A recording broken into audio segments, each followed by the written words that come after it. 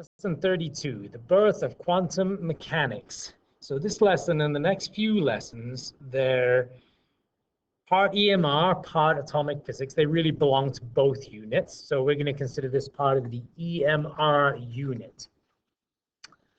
And what is this birth of quantum mechanics? What is quantum mechanics? Well, quantum mechanics is very simply not very simply because it's a ridiculously complicated branch of physics. We have Newtonian physics, and you can read all this interesting information. But basically, by the end of the 1800s, it says we thought we knew pretty much everything about physics. We could describe the universe in classical physics terms, in Newtonian physics. We thought we knew it all, except for one little thing. There was one little hiccup in our understanding, and it was to do with black body radiation, which I'm not going to go into great detail about.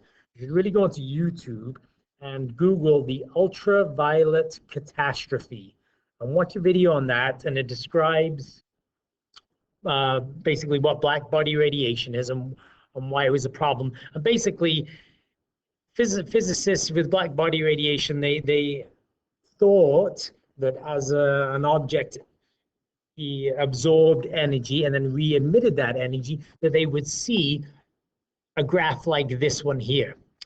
This red line here, they thought they would see this graph, that the increased intensity of EMR, the increased frequency of EMR would yield an increased intensity, and you get this red line. But in observation, that doesn't happen. What happens is, as you increase the frequency of the electromagnetic radiation, the intensity of the electromagnetic radiation does increase, and then all of a sudden it drops off very unexpectedly. And physicists could not explain this, and they thought it was just this little hiccup in that they would eventually explain. But what it led to was the birth of quantum mechanics, which is an entirely wild and revolutionary branch of physics. So the way that they resolved this issue was Max Planck. He decided, what if light, instead of being continuous, like for example, when you're born, oopsie, when you're born, you're this big, and then all of a sudden, a few years later, you're this big, and in between this height and this height, you have to hit every single height in between. Correct? So in other words, you grow continuously. And we thought, or physicists thought, that light was continuous. But Max Planck decided, well, what if light is not continuous? What if actually it comes in little packages? And these little packages we called quantum or quanta or photons. So instead of light being continuous, it actually just comes in little packages like this. So little particles. So now we're looking at light as being a particle, where we just spent a whole bunch of time discussing light as a wave. We're now discussing it as a particle again. And Mr. Planck could explain the black body radiation, the ultraviolet catastrophe, if he considered light to come in particles. And this is, in fact, how we presently understand light to exist. It comes in little particles called quanta, and the energy with which those quanta have can be defined by this formula here, E equals hf, and h is Planck's constant. It comes in two forms. It comes in this one here, and it also comes in one for electron volts. So that would be 4.14 times 10 to the negative 15 electron volt seconds. Electron volts times seconds. So it comes in two different units. We'll discuss more about that later. But this here is the formula that will describe the energy of one photon of light, one photon of EMR. So one little package or one little particle of light will have an energy defined by this equation. And time again, we've tested this. It's true. And light, which has no mass, does have energy. Okay, so this is kind of an important thing right here. Planck was saying that energy is not continuous, but it is quantized, and it comes in tiny pieces. And then there's a good example. It says it's like when you look at a newspaper, you see what you see is a continuous picture, but actually it's just made up of tiny little dots, just like the pixels on your computer screen. They made up of tiny little dots, but everything looks continuous. So that's what quanta are. And that's what quantization is. And let's just do a couple of examples, and then I'll discuss more about quantization because it has way more implications than that. It says determine the smallest amount of energy from a light source that it emits light at a frequency of this. This is a simple E equals HF question. So the energy equals Planck's constant times the frequency. Planck's constant in this case, we're going to use this. This number is on your formula sheet.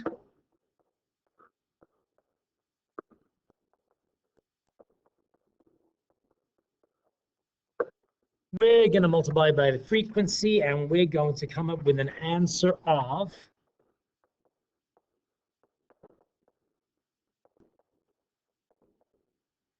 2.98 times 10 to the negative 19 joules, which obviously is an extremely small number. But remember, what we're describing is that's the energy of one photon of light, one piece of light. So it's obviously going to have very, very little energy.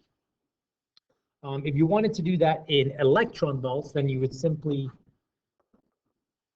use this number instead.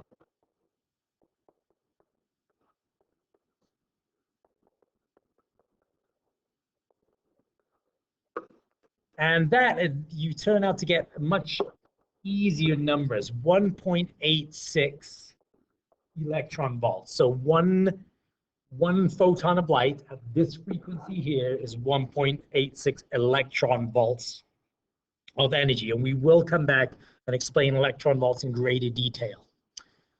All right, let's move on to number 2. Number 2 says determine the minimum energy transferred by a light source with 212 nanometer wavelength in electron volts. So they want the answer in electron volts. Therefore, you have to use 4.14 times 10 to the negative 15 electron volts times seconds. But this time they give us the wavelength, not the frequency. Well, we know from the universal wave equation, V equals frequency times the velocity equals the frequency times the wavelength. And we know for all EMR, for V, we can substitute C because all EMR, all light moves at the speed of light. And therefore, the frequency equals C divided by lambda.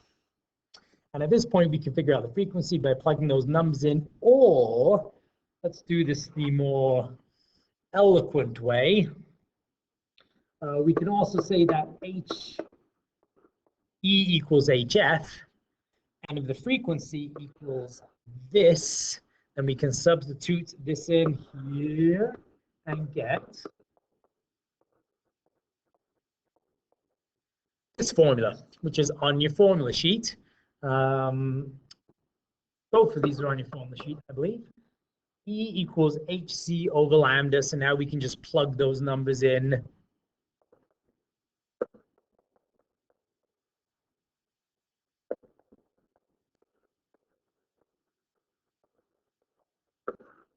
And remember, when you're doing nanometers, just put 212 times 10 to the negative 9.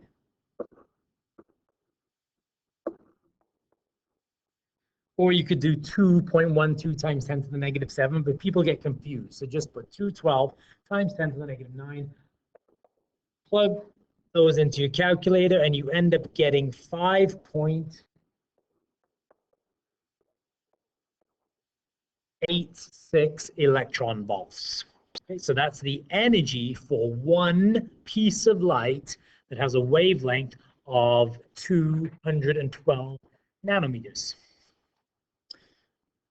Okay, then, now we're going to bring in the big guns. Well, Max Planck was a big gun for sure, but an even bigger gun would be Sir Albert Einstein. How can that guy not get knighted for the work that he did? Well, probably because he's not British. So Albert Einstein built on this work, and it says down here he eventually called these the light particles, he called them photons. Okay, and now we're going to start discussing light as a particle again. Light being a particle. And then it goes in, you know, it says, do we have to ignore now that light was a wave after all that stuff with the refraction and diffraction? No, the ideas can coexist. Light can be a wave, light can be a particle. So we are not abandoning the wave nature of light. We're just saying that it can also have a particle nature of light. One more example here, you buy a laser at a store, and on the label, it has a frequency, says on the label, it has a frequency of 4.38 times 10 to the 15 hertz. The label also says it runs at 4.06 MW, which would be milliwatts. Determine how many photons it can release in 1 second.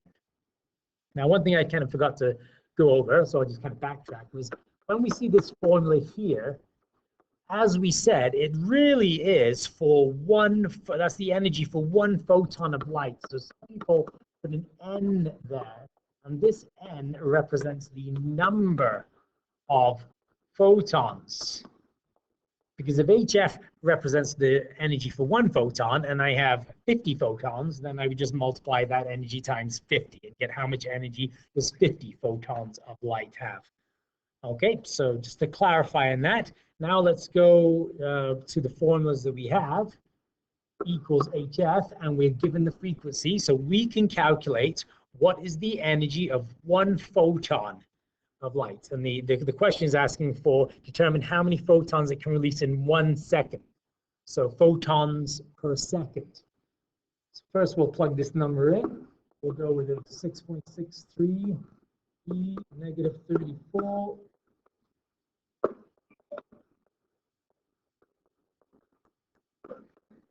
And that gives us an answer of 2.90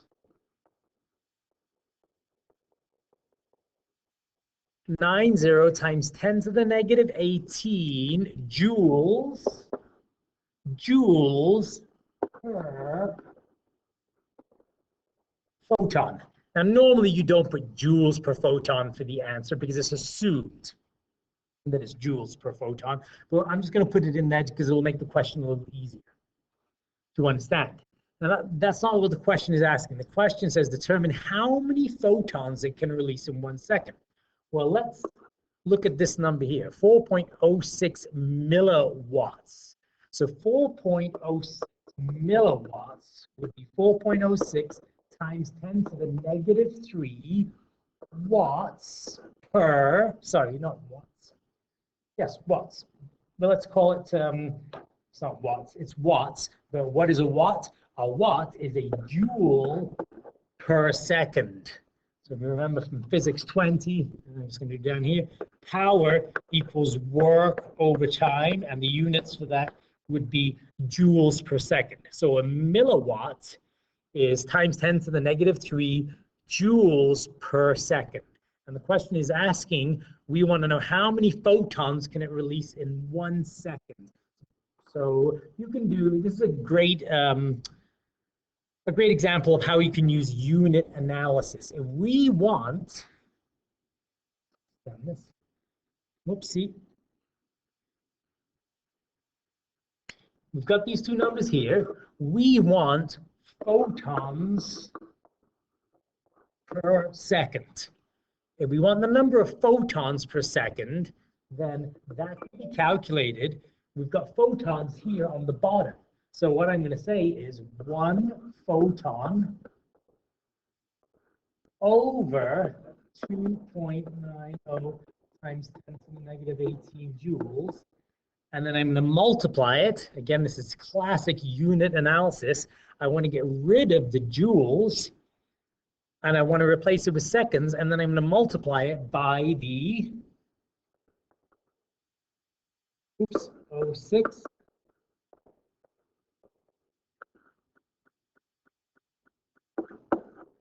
I'm going to multiply it by the 4.06 times 10 to the negative 3 joules per second, because as you can see,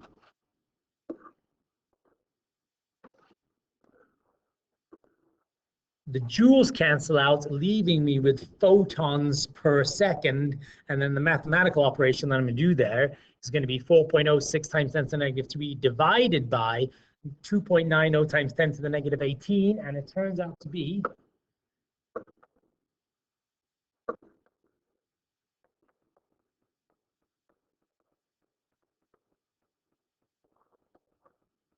1.4 times 10 to the 15. I forgot a 1 there.